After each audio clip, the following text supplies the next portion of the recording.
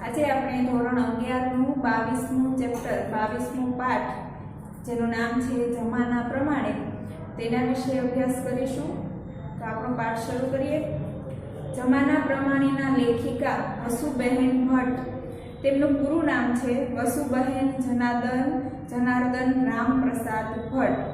તેમનો જન્મ છે જે વડોદરામાં થયો હતો। તેમનું વતન કયું છે? વડોદરા છે અને તેમનું પૂરું નામ છે વસુબહેન જનાર્દન રામપ્રસાદ ભટ્ટ। હાલ તેઓ અમદાવાદમાં રહે છે। મુખ્યત્વે તેઓ વાર્તાકાર તરીકે જાણીતા છે। પાંદડે પાંદડે મોતી, સરસીજ, દિવસે તારા રાતે વાદળ, ઘડીક અષાઢ ને ઘડીક ફાગણ તેમના કાવ્ય સંગ્રહો છે। માણારાજ તેમની હાસ્યસભર વાર્તાઓનો સંગ્રહ છે। ઝાકળ પિછોડી નામની એક લઘુ નવલકથા પણ તેમણે લખી છે। આ પાઠમાં પોતાની સીધી સાદી અને સંસ્કારી નમાઈ એટલે કેવી? તો માતા વિનાની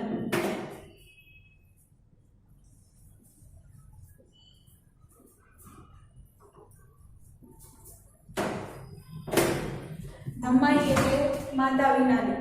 તો આ પાઠમાં એક સીધી સાદી અને સંસ્કારી માતા વિનાની પુત્રી નીલાની જો જમાના પ્રમાણે પહેરી ઓઢી નવતર ઠાઠ ઠસ્સો અને ફેશન અપનાવે તો લગ્ન માટે વહેલી પસંદગી પામે એવી માન્યતા ધરાવતા બિહારીના અતિ સૂક્ષ્મ ચંચળ મનોભાવોનું નિરૂપણ આ વાર્તામાં થયું છે। વાર્તાકારે નીલાના પાત્રમાં એવું બાહ્ય પરિવર્તન લાવીને બિહારીને પ્રતીતિ કરાવી।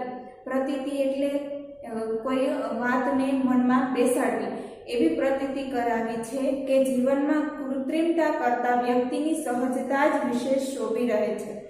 સ્થૂળ પ્રસંગ નિરૂપણને બદલે બે પાત્રોના સંવાદ અને મનોમંથનનો પ્રયોગ કરીને લેખિકાએ પરિસ્થિતિને ટૂંકી વાર્તા માટે જરૂરી એવા લાઘવમાં રજૂ કરીને કલા સૂઝ દાખવી છે। તો આ પાઠ વિશે હવે આપણે શરૂ કરીએ। મનને મનાવી બિહારી જવા તૈયાર થયો। ધોતિયાની પાટલી સરખી કરી, માથે ટોપી મૂકી, હાથમાં લાકડી લઈ ચાલવા માંડી। ત્યાં ખ્યાલ આવ્યો કે બારણે તાળું મારવાનું તો રહી ગયું છે। બારણે તાળું મારતા માંડ તૈયાર કરેલું મન ભાંગી પડ્યું। બારણા ફરી જોશથી અફાળીને બંધ કર્યા। બારણાની માફક મગજમાં અથડાતા વિચારોને રોકવાના પ્રયત્નોમાં એને સફળતા ન મળી। મગજ થાકી ગયું અને પગ લથડિયા ખાવા લાગ્યા। પગથિયા પાસેનો થાંભલો પકડીને તે ત્યાં જ બેસી ગયો। હવે બિહારી એટલે કે નીલાના જે પિતા છે તે પોતાની રોજિંદી ક્રિયાઓમાંથી પરવારી અને ધોતિયાની પાટલી સરખી કરી અને પોતે ચાલવા માંડે છે, ઓફિસ જવા માટે ચાલવા માંડે છે। પરંતુ ચાલતા ચાલતા એને અચાનક યાદ આવી જાય છે કે મેં બારને તાળો તો માર્યું જ નથી અને પોતાનું મન ભાંગી પડ્યું। પોતે છે તે ખૂબ જ વિચારો કરી અને પોતાનું મગજ થાકી જાય છે। મગજના થાકવાને લીધે પોતાના પગ લથડિયા ખાવા લાગે છે અને થાંભલા પાસે ત્યાં જ તે થાંભલો પકડી અને બેસી જાય છે।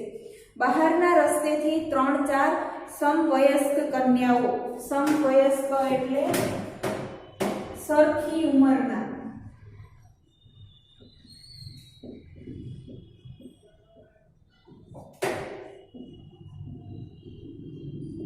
સમવયસ્ક એટલે સમ એટલે સમાન અને વય એટલે ઉંમર। સમવયસ્કો એટલે સરખી ઉંમરના છોકરાઓ અથવા છોકરીઓ અથવા મિત્રો પણ કહી શકાય। તો આ બહારના રસ્તેથી 3-4 સમવયસ્ક કન્યાઓ રંગરંગીન પોશાકમાં હસતી કૂદતી એકબીજાને ધબ્બા મારતી પતંગિયાની માફક પસાર થઈ। આ છોકરીઓને જોઈ નાખી દીધેલી નિરાશા વળી પાછી બિહાર પર ચઢી બેઠી। એટલે જે આ છોકરીઓ જતી હતી તેને રંગરંગીન અને ફેશનવાળા કપડામાં જોઈ અને જે એકબીજાને ધબ્બા મારતી એટલે મજાક મસ્તી કરતી પતંગિયાની જેમ ત્યાંથી પસાર થઈ રહી હતી તો તેમને જોઈને તેમને પોતાની દીકરી વિશે પાછા વિચારો છે તે શરૂ થાય છે અને પોતાના મનમાં ફરી પાછી નિરાશા ઘેરી વળે છે। નીલાને નહીં તો કોઈ બેનપણી કે નહીં તો કોઈ સહિયર એટલે સખી અથવા મિત્ર। તો નીલાની એવી કોઈ બેનપણી નથી કે મિત્ર નથી, નહીં પહેરવા ઓઢવાનો કે હરવા ફરવાનો શોખ, બસ જ્યારે જુઓ ત્યારે નીલા છે તે ખૂબ જ સીધી સાદી છે, તેમને કોઈ નવા કપડાં પહેરવાનો શોખ નથી, બહાર હરવા ફરવા જવાનો શોખ નથી કે કોઈ સખીઓ સાથે વાતો કરવાનો પણ શોખ નથી. ઘેરાયેલા આકાશમાં ઘનઘોર વાદળો ઉમટી આવતા સદંતર અંધકારનું સામ્રાજ્ય વ્યાપી જાય તેમ બિહારીલાલનું અંતર નિરાશાના અંધકાર અને દુઃખના ભાર નીચે દબાઈ ગયું. દબાવી રાખેલો ડૂમો હમણાં છૂટો પડશે એવો ભય લાગતા બિહારીએ ખોખારો ખાઈ મનને સ્વસ્થ કરવાનો નિષ્ફળ પ્રયત્ન કર્યો. વળી પાછો બિહારી છે તે નિરાશામાં ડૂબી જાય છે, પોતાની દીકરી નીલાના વિચારમાં ખોવાઈ જાય છે. પગથિયા ઉતરી કમ્પાઉન્ડમાં હિંચકા સુધી પહોંચતા એ હાંફી ગયો. ટોપી ઉતારી હિંચકા પર બેસી ગયો. બૂટ કાઢી હિંચકાને જોશથી લાત મારી અને તરત જ ખોળામાં મૂકેલી લાકડીથી હિંચકાની ગતિ અટકાવી દીધી. જમીન પર લાકડી ખોસી એના પર દાઢી ટેકવી એ ફરી પાછો વિચારમાં પડી ગયો. લાકડીની તીક્ષ્ણ અણીથી જમીનમાં જેમ જેમ ઊંડે ખોદતો ગયો તેમ તેમ વિચારોમાં પણ એ એટલો જ ઊંડો ઉતરતો ગયો. તીક્ષ્ણ એટલે શું? તીક્ષ્ણ એટલે સૂક્ષ્મ અથવા અણીદાર.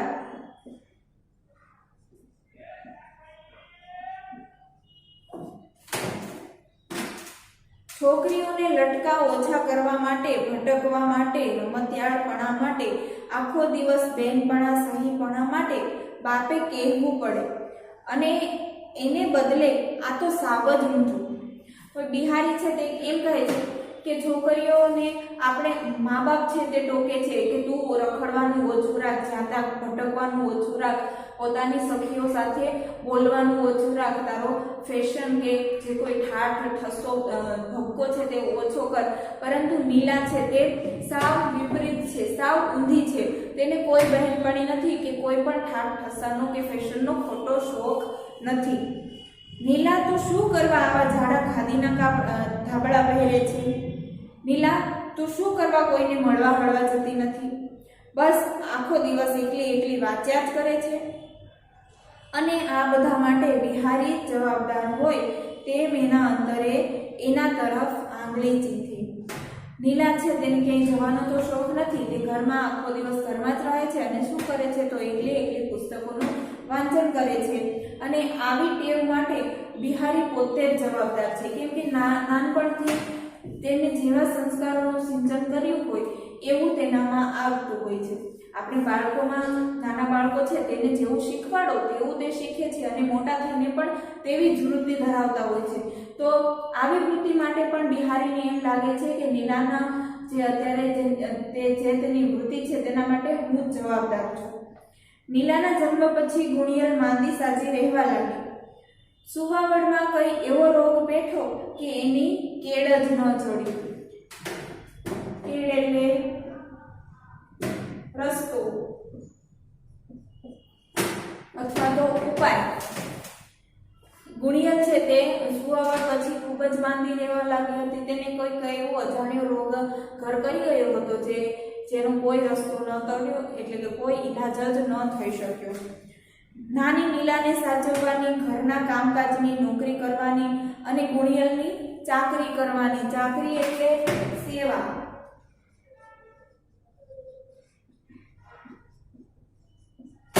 તો તેને શું હતું? નાની નીલાને સાચવવાની, ઘરના કામકાજની નોકરી કરવાની, ગુણિયલની સેવા કરવાની.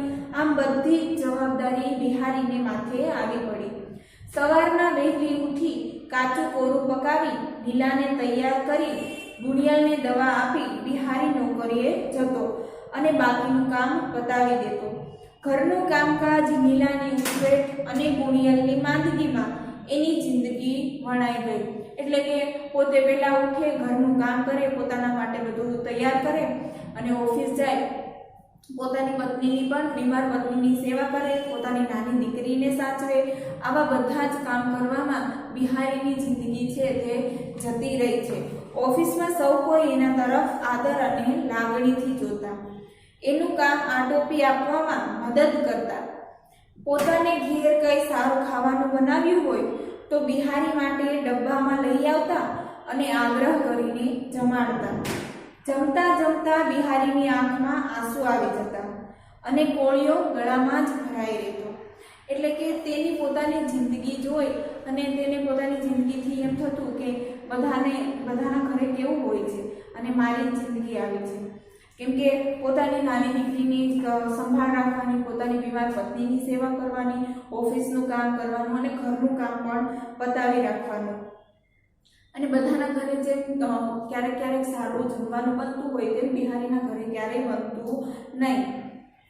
તેથી જ તેમની ઓફિસના જે સહકર્મચારીઓ હતા તે બિહારી માટે ડબ્બામાં જે પોતાના ઘરે બન્યું હોય તે લઈ આવતા અને આગ્રહ કરીને જમાડતા. નીલુએ જન્મ ધરીને આવું સ્વાદિષ્ટ ક્યારેય ખાધું નથી. રોજ એ જ ભાખરા, ચોપડા ને શાક. પોતાની દીકરીએ તો ક્યારેય આવું સ્વાદિષ્ટ ભોજન ખાધું જ નથી. કેમ કે તેમની બીમાર માતા છે તે તો ક્યારેય એવું બનાવતા જ નહીં. બિહારી બનાવતા હતા તો તેનાથી એવું બનતું નહીં. એટલે તેને પોતાની દીકરી વિશે ખ્યાલ આવે છે કે મારી દીકરીએ તો આવું ક્યારેય ખાધું જ નથી. રોજનું એકનું એ જ રોટલા અને એ જ શાક. બિહારીનું અંતરસ જતું અને ગળામાં ભરાયેલો કોળિયો માંડ પાણીને ધક્કે ઉતરતો. અંતરસ એટલે શું? જો આ છે તે શબ્દ સમૂહ માટે એક શબ્દ આપો તેનામાં પ્રશ્ન પૂછાઈ શકે છે કે અંતરસ એટલે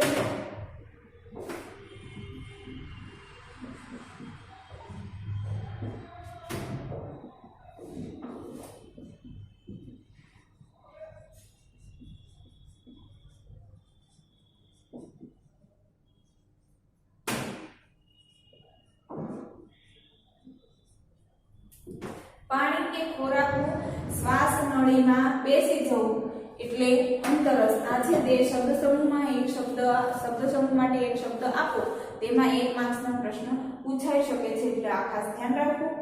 બિહારીને અંતરસ જતું અને ગળામાં ભરાયેલો કોળિયો માંડ પાણીને ધક્કે ઉતરતો. કોઈ નિકટના સાથીઓ તો એને આગ્રહ કરીને જમાડતા અને કહેતા, નીલુ માટે જુદું પડીકું લાવ્યો છું. ત્યારે એની આંખો અહેસાનથી જોઈ રહેતી.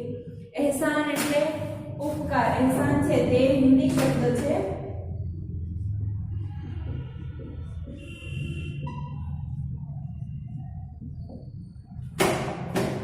જ્યારે તેના સૌ કર્મચારીઓ કહેતા કે તમારી દીકરી માટે હું જુદું જ લાવ્યો છું, ત્યારે બિહારીને થતું કે આ ઓફિસવાળા છે તે મારા ઉપર કોઈ ઉપકાર કરે છે. માંદી ગુણિયલ એવા જ અહેસાનથી બિહારી તરફ જોતી. જેમ બિહારી છે તે પોતાના સહકર્મચારીઓ તરફ અહેસાનથી જોઈ રહેતી, એવી જ રીતે જે પોતાની પત્ની છે તે બિહારી તરફ જોતી. પોતાની પત્નીને થતું કે મારા પતિ છે તે મારી કેટલી સેવા કરે છે અને આ સેવા કરીને તે કોઈ ઉપકાર કરતા હોય એવો ભાવ તેને જાગી ઉઠતો. મોટા કરોડપતિને પણ પરણી હોત તોય આવી ચાકરી ન પામત. ગુણિયલને થાય છે કે જો કદાચ હું કોઈ મોટા કરોડપતિના ઘરે જો મેં લગ્ન કર્યા હોત તો પણ મારી કોઈ આટલી સેવા તો ના જ કરતે. આટલી ચાકરી અને મોંઘી દાઢ દવા કર્યા છતાં ગુણિયલના જીવનનો અંત આવ્યો. આ વિશાળ દુનિયામાં બાપ દીકરી એકલા પડ્યા. એકબીજાની ઓથ અને સાથ એમની જિંદગીના ટેકા બન્યા. ઓથ એટલે સથવારો અથવા તો ટેકો. તો એકબીજાનો ટેકો અને સાથ છે એ એમની જિંદગીના ભાગ બની ગયા. તે પછીની બિહારીની જિંદગી એટલે નીલા. સવારના કામમાંથી પરવારી એને નિશાળે મૂકી આવે. 4 વાગતા નિશાળેથી ઓફિસ લઈ આવે. નીલા ઓફિસમાં રમે કે વાંચે. ઓફિસનું કામકાજ પતાવી પિતા પુત્રી સાથે ઘરે જાય. મોસાળેથી મામા મામી આગ્રહ કરી નીલાને રહેવા બોલાવતા, પણ એ જતી નહીં. પોતે જાય તો પિતા એકલા શું કરે? નાની ઉંમરે પુત્રીની આ સમજ જોઈ બિહારી હરખાતો. હવે પોતાના મામા મામી છે તે નીલા નાની હતી તેથી તેમને કહેતા કે અમારા ઘરે રહેવા મોકલો, પરંતુ નીલા છે તે જતી નહીં. અને પોતાના પિતા એકલા પડી જાય તો તેમને ના ગમે, તેમનું શું થાય એવું વિચારી અને નીલા તેમને ના કહી દેતી. અને આવી સમજ જોઈ, નીલાની આટલી સમજ જોઈ અને બિહારી છે તે મનોમન ગર્વ અનુભવતો અને મનમાં હરખાતો. માં મરી ગઈ તેથી શું? પોતે કમ છે કે દીકરીને મોસાળ મોકલી દે? માં અને બાપની બેવડી જવાબદારીથી બિહારી એનું જતન કરતો. મા વગરની દીકરીને કોઈ ફસાવી કે ફોસલાવી ન જાય તેની ચાંપતી દરકાર તે રાખતો. દરકાર એટલે કાળજી.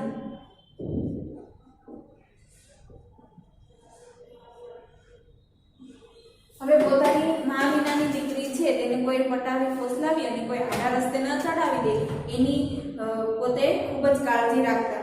પોતાની જ આસપાસ પિતાના સુખની સીમાઓ અંકિત થયેલી છે એ સમજતા નાની મીલાને વાર લાગી નહીં. એની નાની દુનિયામાં પિતા સિવાય કોઈ હતું જ નહીં. નીલા પર સારા સંસ્કાર પડે એ હેતુથી નીતિ કથા, મહાપુરુષોના જીવન ચરિત્ર અને સંત મહાત્માઓના ઉચ્ચ આદર્શની તે વાતો કરતો. જાત મહેનત અને સાદાઈમાં જ સુખ સમાયેલું છે તેવું પોતાના વર્તનથી અને વાચનથી વારંવાર ઠસાવતો. ચારિત્ર્ય અને સાદાઈ એટલે બિહારીની દીકરી.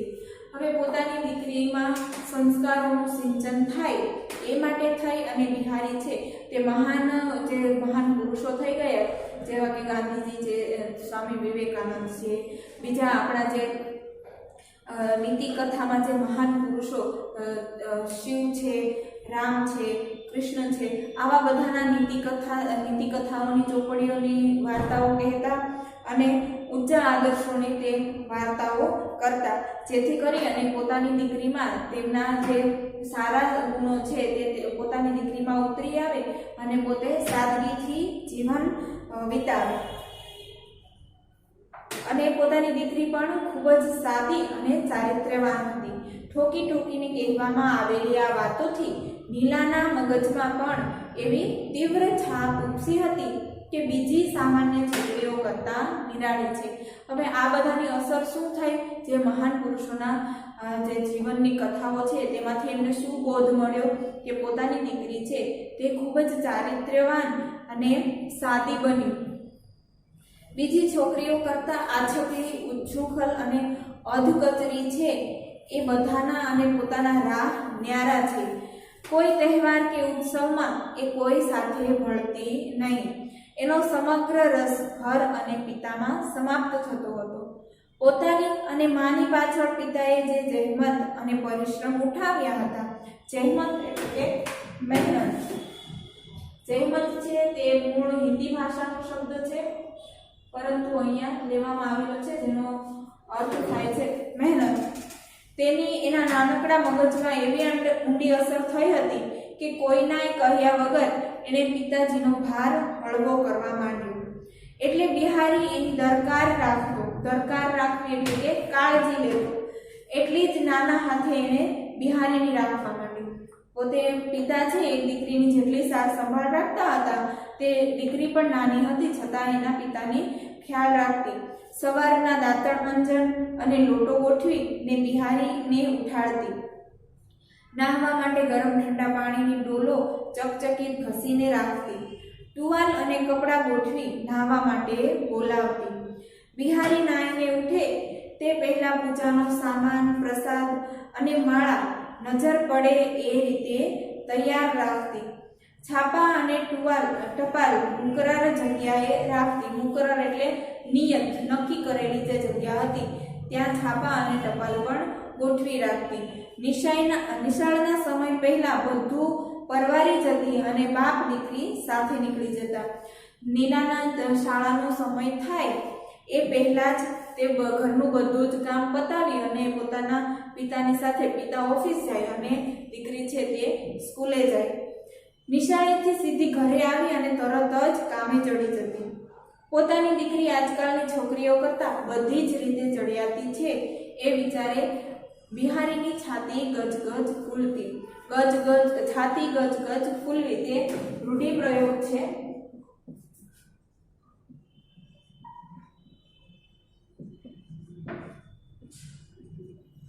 જેનો અર્થ થાય છે ગર્વ થવું. બિહારીને પોતાની દીકરી છે તે બધી છોકરીઓ કરતાં અલગ છે, કેમ કે બધી છોકરીઓ છે તે આના જેટલી સાદી નથી કે ચારિત્ર્યવાન નથી, તેથી તેને ખૂબ જ ગર્વ થતો. આમ છતાં એની વધતી જતી ઉંમર જોઈ એક પ્રકારની સતત મૂંઝવણ એને સતાવ્યા કરતી. નીલાને લાયક છોકરાઓની તે ચકાસણી કરવા લાગ્યો. નીલાની સરખામણીમાં દરેક છોકરાની ગુણવત્તા અને કક્ષા ઉતરતી જ લાગતી. પોતાનામાં અને પારકામાં એટલો ભેદ હોય જ એમ વિચારી એણે નીલા માટે પ્રયાસો શરૂ કરી દીધા. હવે પોતાની દીકરી છે તે એટલી બધી સંસ્કારી અને ચડિયાતી છે કે એના માટે કોઈ છોકરો ગોતવો એ ઘણું જ મુશ્કેલ કામ તેને લાગ્યું. તેથી કરી અને બિહારીના મનમાં નીલા પ્રત્યેની મૂંઝવણ, તેમની ચિંતાઓ છે તે વધતી જતી હતી કે નીલાને લાયક કોઈ છોકરો મળશે કે કેમ. નીલાની સંમતિ પછી જ આ અંગે આગળ પગલું ભરવું એવું સારું સમજી એ એના વિચારો જાણવા કોશિશ કરતો. પણ નીલા તો આ અંગે કંઈ વિચાર કરવા જ ના પાડતી. બિહારી પોતાની દીકરીને પૂછ્યા પછી પોતાની દીકરીનો જે નિર્ણય આવે તેને જ માન્ય રાખી અને આગળ વધવાનું વિચારતો અને નીલાને ક્યારેક મજાકમાં પૂછી પણ લેતો. પરંતુ નીલા છે તે શું કહેતી, તે ના જ પાડતી કે ના, મારે તો પરણવું જ નથી, મારે તો મીરાબાઈ થવું છે. અહીંયા મીરાબાઈ થવું છે એટલે કે વૈરાગ્ય લેવું છે, મારે તો વૈરાગ્ય લેવો છે.